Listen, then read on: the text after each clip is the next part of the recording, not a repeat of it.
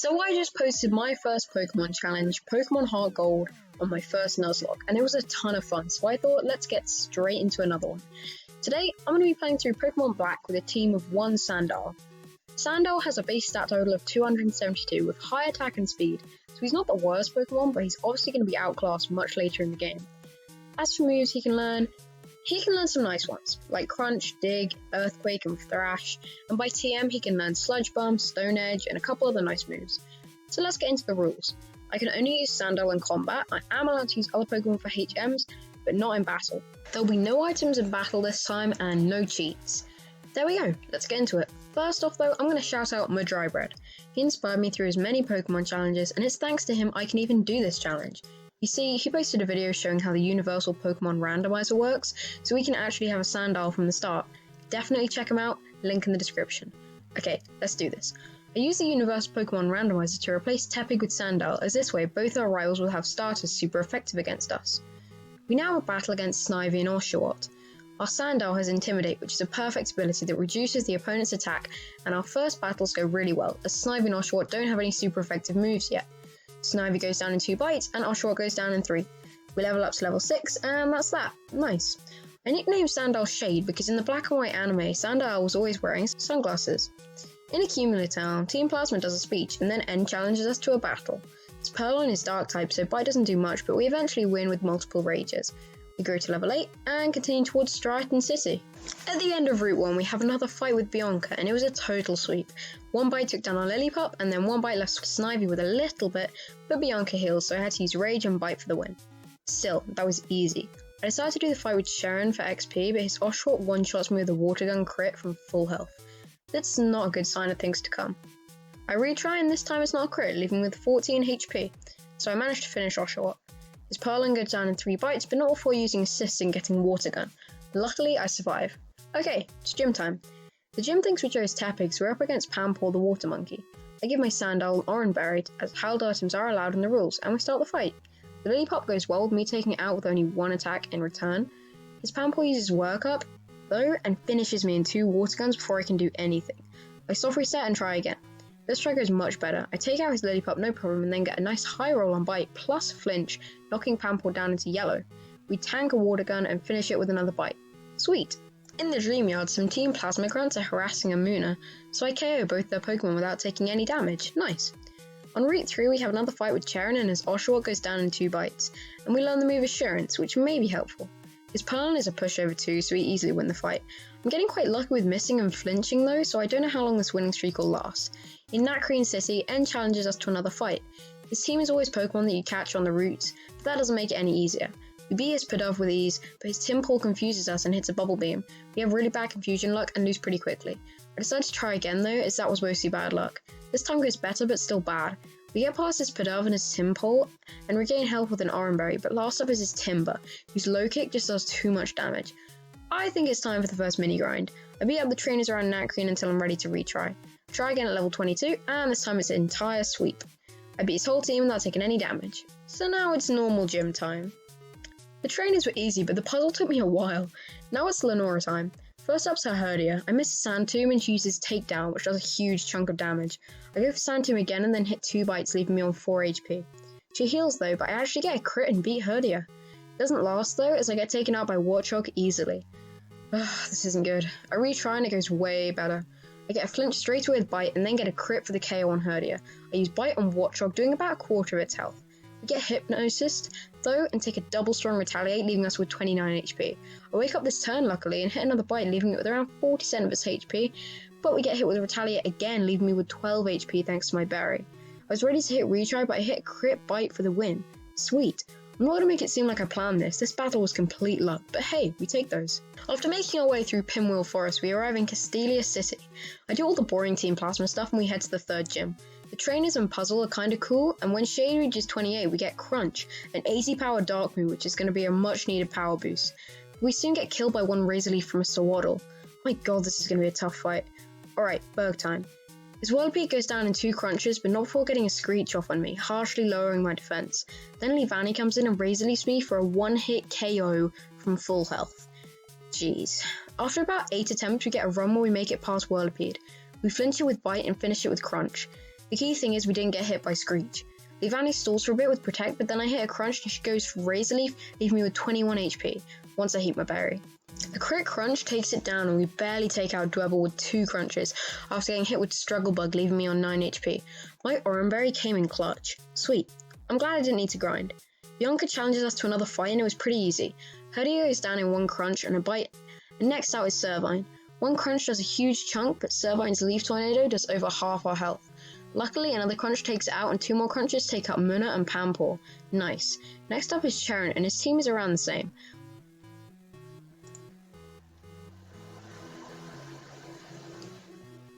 One Bite beats his Pidove and his Duot survives a crunch, so I take a huge hit from Razor Shell.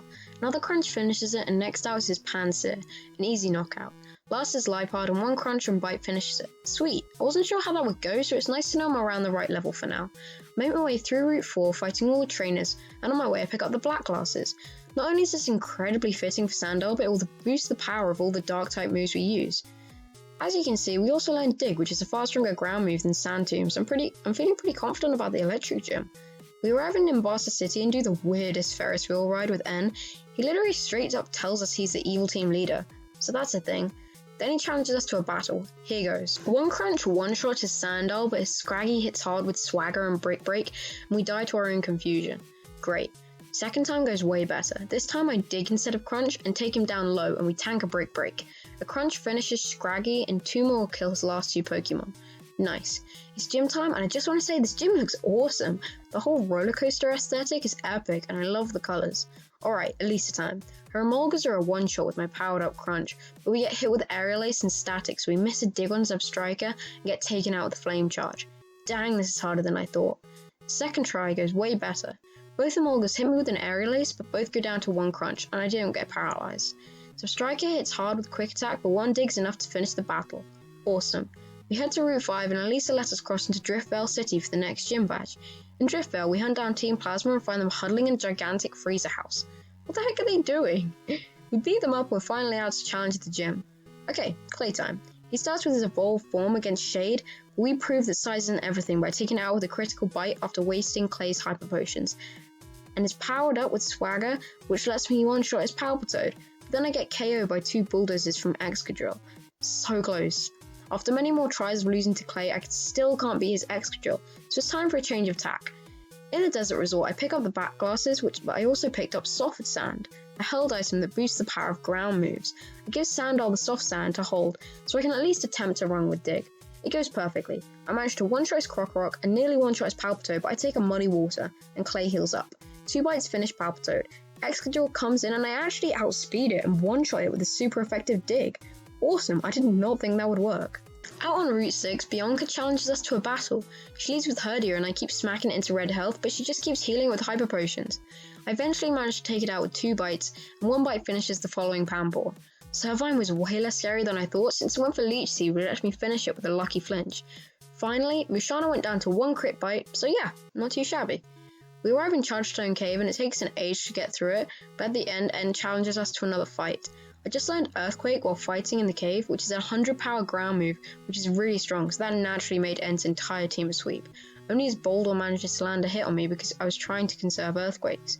We've gotten to a point in the game where I'm pretty confident in Shade, but if I come across a Grass or Water Pokemon, 1 attack can pretty much sweep me. That's all I've got to say though, so it's on to Miss Stroughton City. At the Move Reminder's house, I reteach Shade Crunch because I stupidly made him forget it for Foul Play, an attack that does damage based on the opponent's attack stat. Crunch is way better. Here are our stats at level 50. My attack and speed are okay for this point in the game, but my HP and defense just aren't really cutting it. 1 super effective Scold from a Simipour nearly kills me from full health, even though it's 20 levels below me. Whatever though. Okay, gym time. Gym trainers went down really easily and I'm feeling pretty confident about the gym to be honest. Let's do this. This was so easy. 1 crunch destroyed her Swoobat and Swanna, and her Unpheasant barely survived 1. Interestingly, she didn't use a Hyper Potion, so 1 more bite finished her Unpheasant and got me the Jet Badge. Sweet. Oh yeah, did I mention how the gym literally shoots you out of cannons and you get smacked against metal walls? Because that's safe. Definitely. Well, that was easy. Now it's on to the 7th gym, the Ice Gym. On Route 7, Cheren challenges us to our annual 30-minute battle, and it was a total sweep with Shade. Crunch and Earthquake do their job nicely, and we take down his Pokemon easily.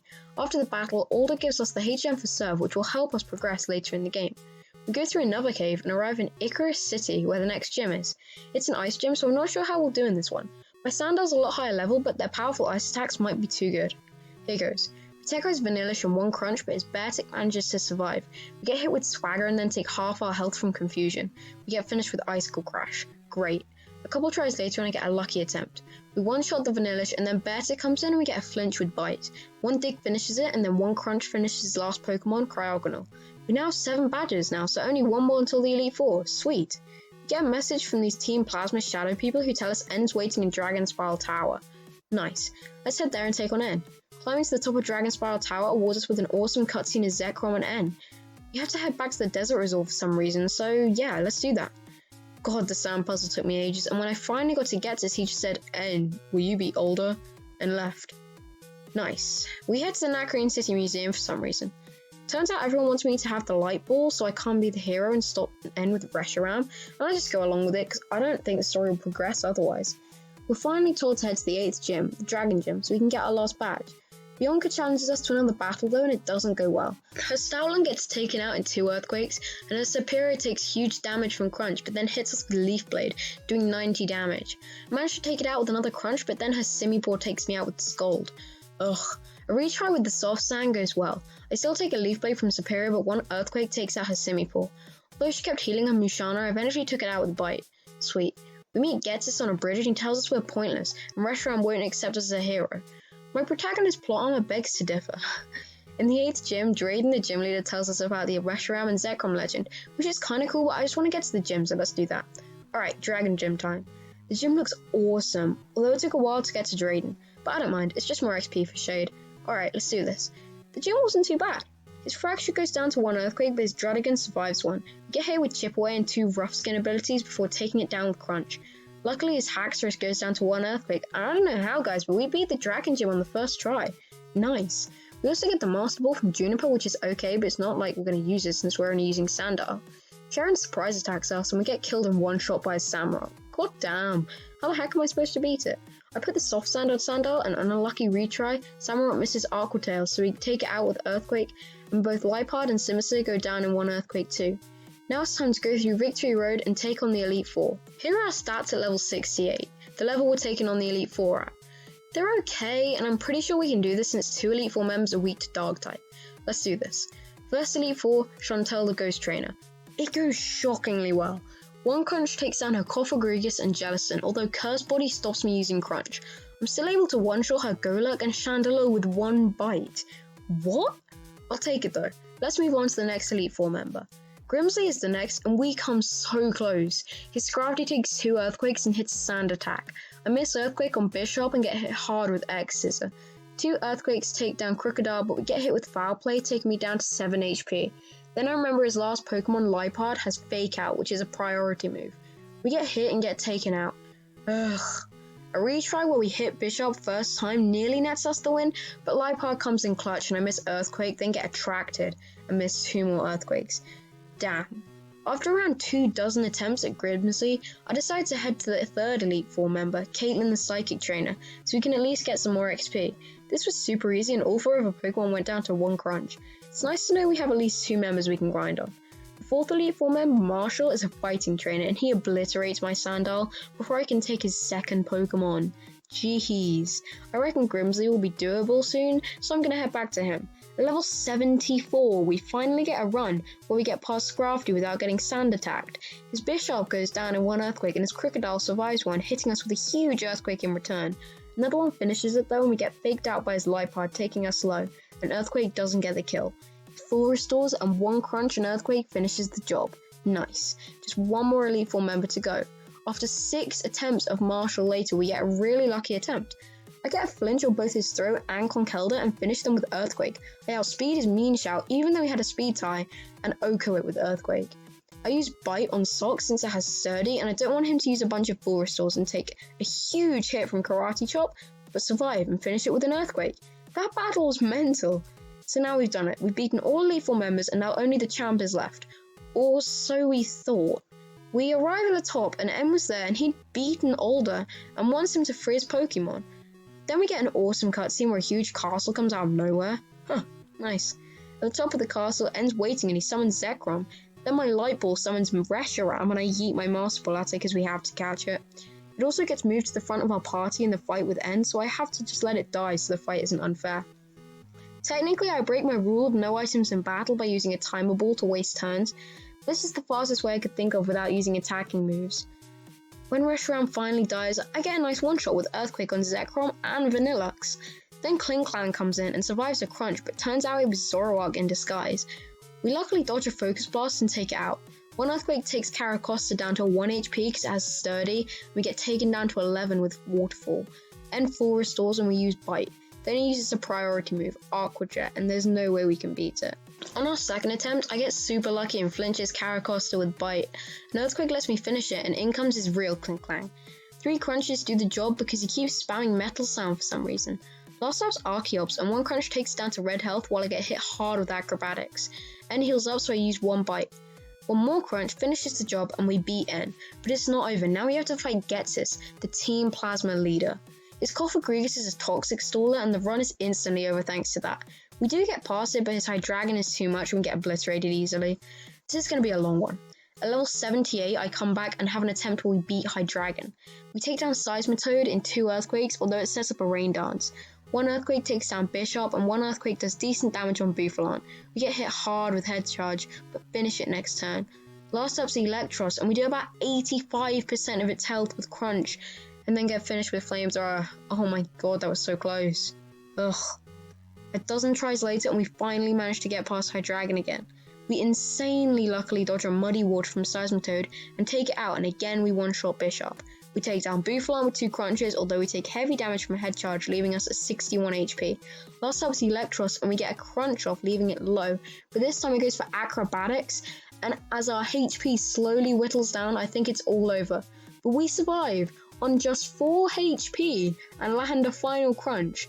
That was insane. I did it. I beat the game with just a Sandile. Especially in the Pokemon League, there were times I did not think we'd be able to do this, but we managed it at level 79. If anyone else wants to try this challenge, feel free to. But for now, that's going to wrap things up. Thank you so much, ladies and gents, for watching. Like, comment, and subscribe below for more, and I will see you all next time. Bye!